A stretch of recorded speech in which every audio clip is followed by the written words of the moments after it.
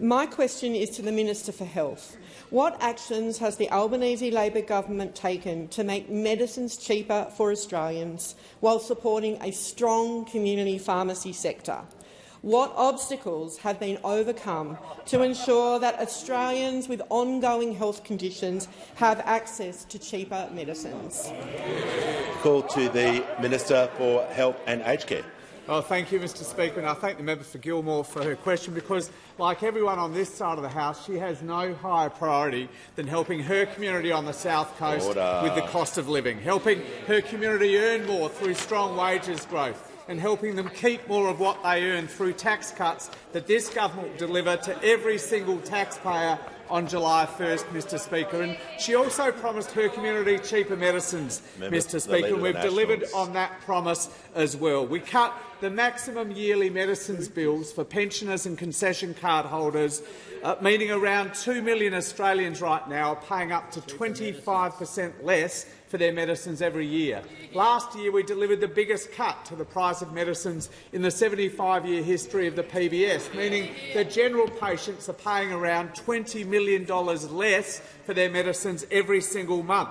And around 200 common medicines, Mr Speaker, are now available for 60 days' supply at the cost of a single script, saving patients time and saving them even more money. Now, of course, the opposition voted against those cheaper medicines measures, and they said the sky would fall in if we proceeded with them. But instead, Mr Speaker, I'm happy to report the number of applications to open a new pharmacy has been 50% higher since we announced that measure than the same period before. And I am delighted about that, Mr Speaker, because our government wants cheaper medicines and a strong community pharmacy sector, a pharmacy sector in strong financial health, delivering even more services to Australian patients. And that's why I'm also delighted that 3,000 pharmacies so far have signed up to become providers of the National Immunisation Program since we allowed them to do that since January 1. And, Mr Speaker, that's why I'm also delighted